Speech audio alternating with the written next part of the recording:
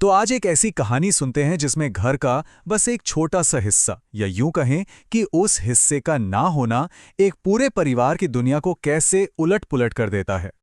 और इस पूरी कहानी की धुरी है एक सवाल जो घर की नई नवेली दुल्हन शालिनी पूछती है। इस मोहल्ले के हर घर में बालकनी है, तो फिर मेरे ससुराल में क्यों नहीं? बस यही एक सवाल है जो कहानी का सबसे बड़ा संघर्ष बन जाता है। तो जरा सोचिए, एक बालकनी का मतलब आखिर होता क्या है? क्या ये सिर्फ ईंट और सीमेंट की बनी एक जगह है, या फिर इसका मतलब कुछ और है, कुछ बहुत गहरा? तो चलिए कहानी के पहले हिस्से में चलते हैं, बिना बालकनी वाला घर, और देखते हैं कि उस गली के इकलौते घर में जहां बालकनी नहीं थी, रोजमर्रा की जिंदगी कितनी मुश्किल थी। देखिए, बालकनी का न होना सिर्फ एक व्यू की कमी नहीं थी, इसका असर पूरे परिवार की जिंदगी पर पड़ रहा था। मतलब धुले हुए गेहूं को सुखाने तक की जगह नहीं थी। कपड़े या तो घर के अंदर सूखते थे या फिर खिड़की की छोटी सी मुंडेर पर। बच्चों के पास खेलने के लिए कोई सेफ जगह ही नहीं थी। घर में सीधी धूप नहीं आती थी, ना गर्माहट के लिए ना ही पढ़ाई के लिए। हर वक्त बस एक घुटन सी महसूस होती थी। और ये सिर्फ बड़ों की बात नहीं थी, बच्चों पर क्या असर हो रहा था वो सुनिए घर की छोटी बेटी अवनी से। वो कहती थी, पार्क बहुत दूर है और बारिश के बाद तो वहां कीचड़ ही कीचड़। स्वाति तो रोज अपनी बालकनी में सहेलियों के साथ खेलती है। मतलब एक बच्चे की नजर से देखें तो बालकनी की कमी उससे दोस्तों से अलग कर रही थी। अब कहानी में एंट्री होती है नई दुल्हन शालिनी की, और उसके लिए ये बालकनी न होना भाई ये सिर्फ एक छोटी मोटी दिक्कत नहीं थी, ये तो एक पर्सनल क्राइसिस बन गया था। जरा देखिए इस फर्क को। एक तरफ शालिनी का मायका, जहां एक बड़ी धूप वाली बालकनी थी जो आजादी और खुशी की जगह थी, और दूसरी तरफ उसका ससुराल, जहां कोई बालकनी नहीं थी, जो उसके लिए एक बंधन और झगड़े की जड़ बन गई। जहां पहले कपड़े सुखाना कितना आसान था, अब आए दिन कपड़े गिरते और खो जाते थे। जहां पहले लोगों से जुड़ाव था, अब बस शर्मिंदगी महसूस होती थी। और शालिनी का सब्र का बांध ना, वो धीरे धीरे टूट रहा था। पहले दिन तो उसे बस निराशा हुई, फिर दूसरे हफ्ते एक कुत्ता उसका नया ब्लाउज लेकर भाग गया। चौथे हफ्ते तो हद ही हो गई, खिड़की पर खड़ी चाय पी रही थी और एक कबूतर ने चाय के कप में ही बीट कर दी।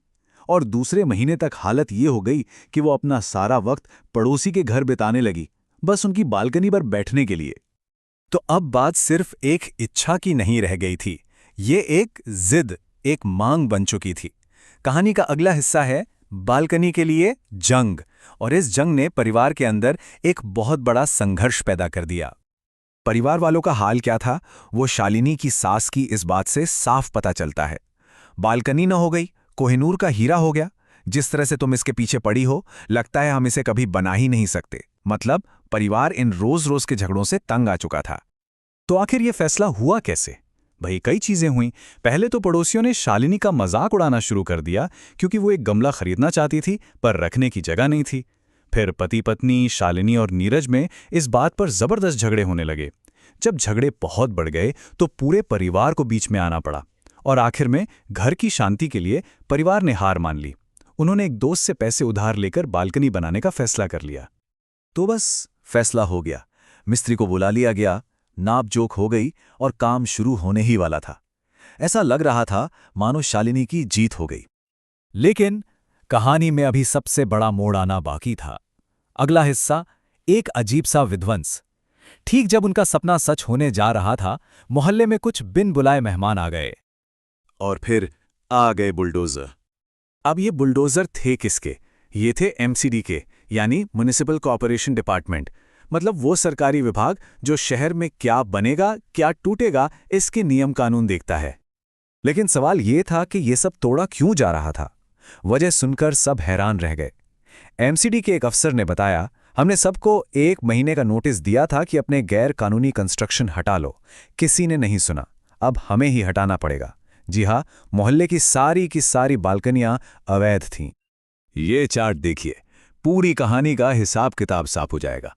एक पड़ोसी ने तो अपनी बालकनी पर 50,000 रुपए खर्च किए थे।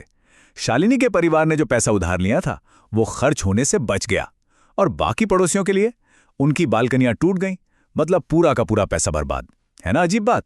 जिस बालकनी के न होने पर इतना बवाल हुआ, उसी की कमी ने परिवार को एक बड़े नुकसान से बचा लिया। लेकिन इस तोड़फोड़ के बाद जो हुआ वो किसी ने सोचा भी नहीं था। कहानी का आखिरी हिस्सा, गली में आई रौनक। जैसे ही बालकनियां गईं, मोहल्ले का पूरा माहौल ही बदल गया। ये देखिए, पहले और बाद के मोहल्ले में जमीन आसमान का फर्क आ गया। पहले लोग अपनी अपनी बालकनियों में बंद रहते थे। बच्चे भी ऊपर अकेले अकेले खेलते थे। सब घर शांत, एक दूसरे से कटे हुए। बालकनियां टूटने के बाद सब लोग गली में इकट्ठा होने लगे। बच्चे साथ में झुंड बनाकर खेलने लगे और वो शांत मोहल्ला अब एक शोरगुल वाले, जिंदा दिल और जुड़े हुए समुदाय में बदल गया। और इस पूरे बदलाव का सार एक पड़ोसी की इस बात में छिपा है। बड़ी अजीब बात है, इस गली में धूप तो नहीं आती, पर जब से सब लोग बाहर निकलने लगे हैं, यहां ज्यादा गर्माहट महसूस होती है।